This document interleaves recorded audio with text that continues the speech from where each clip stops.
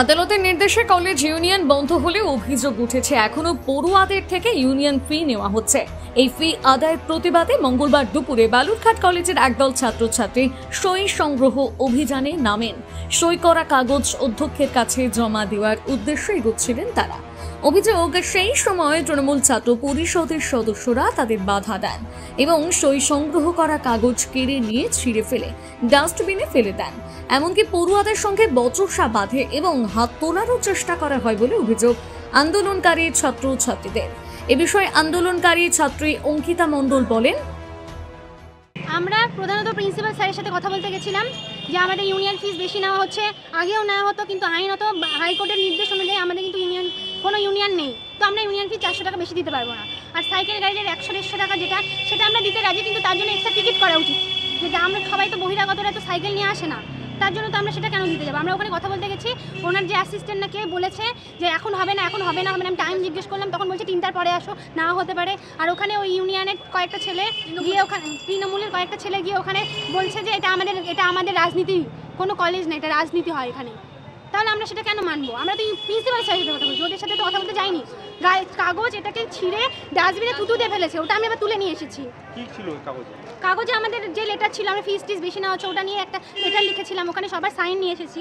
যত কলেজ যারা কেউ দিতে পারবে না তাদের সাইন নিয়ে এসেছি, ওটা সবাই ছিঁড়ে ওখানে ফেলেছে।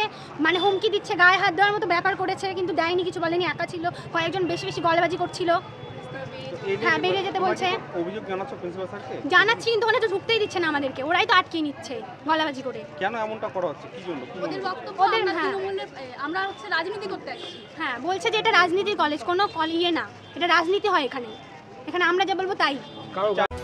এ বিষয়ে এসএফআই এর লোকাল সম্পাদক অমন দাস বলেন, দেখুন, আমার হাতে যে কাগজগুলো দেখতে পাচ্ছেন, এই কাগজে এই ছাত্রছাত্রীদের 400 টাকা ইউনিয়ন ফিস কমানোর দাবিগুলো লেখা ছিল।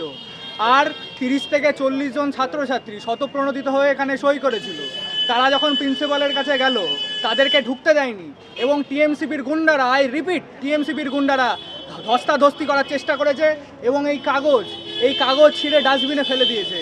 তাহলে ভাবুন তো কি অরাজকতা একটা রাজ্যে আমরা বসবাস করছি, যেখানে সাধারণ ছাত্রছাত্রীরা যখন কথা বলতে এসেছিল তাদেরকে এইভাবে ঘাড় ধাক্কা দিয়ে বের করে দিচ্ছে এই তৃণমূল, এই ইউনিয়নেরা চালিয়ে যাচ্ছে ভেতর। এইভাবে এরা এই কলেজ ক্যাম্পাসকে ক্যাপচার করে এইভাবে ছাত্রছাত্রীদের ভয় দেখিয়ে এইভাবে এরা দিনের পর দিন এইখানে রাজত্ব করে যাচ্ছে।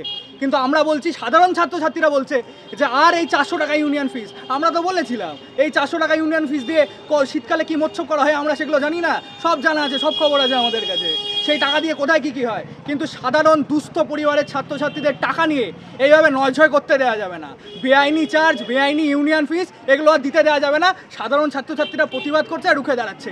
কোন টিএমসিপির কোন গুন্ডা, 2 টাকার গুন্ডা আসবে আমরা দেখে নেবো এবারে। আগামী দিনে কমিটি কী হবে তাহলে? আগামী দিনে যদি এই 400 টাকা বেআইনি ইউনিয়ন ফিস না কমানো হয়, ছাত্রছাত্রীরা আরও বৃহত্তর আন্দোলনে যাবে এবং প্রশাসনকে এবং কলেজ প্রশাসনকে, কলেজ অধ্যক্ষকে বাধ্য করা হবে এই 400 টাকা কমানোর জন্য। অন্যদিকে টিএমসিপি অভিযোগ অস্বীকার করেছে। তাদের দাবি এটা পড়ুয়াদের আন্দোলন নয়, এর পেছনে এসএফআই রয়েছে। তারা অসৎ উদ্দেশ্যে সই ও ফোন সংগ্রহ করছিল। প্রথমত আমরা বলি, এরা ছাত্রছাত্রীদের কাছ থেকে, বিশেষত ছাত্রীদের কাছ থেকে জোর জবরদস্তিভাবে ফোন নাম্বার কালেক্ট করছিল এবং আমাদের কাছে যা খবর আছে, এরা এসএফআই থেকে এই ফোন নাম্বারগুলো কালেক্ট করছে ছাত্রছাত্রীদের কাছ থেকে এবং এরা অসৎ উদ্দেশ্যে বিভিন্ন ফ্রড এজেন্সির কাছে এই ফোন নাম্বারগুলো বেচে দিচ্ছে অসৎ উদ্দেশ্যে। সেইটা আমাদের কাছেও চাইতে এসেছিল, আমরা দেইনি এবং আমাদেরকে বিভিন্নভাবে গালিগালাজ করে এবং আমরা এটা বুঝতে পেরে সেইটাকেই আমরা বাধা দেওয়ার চেষ্টা করেছি যাতে এরকম পরবর্তীকালে না হয়। এরা কারা, যারা রাজনৈতিক ব্যাকগ্রাউন্ড রয়েছে? অবশ্যই এরা এসএফআই থেকে এসেছে, রাজনৈতিকভাবে এরা কাজকর্মগুলো চালাচ্ছিল। আমরা সেইটাকেই বাধা দান করেছি যাতে কলেজের শান্ত পরিবেশ বিঘ্নিত না হয়।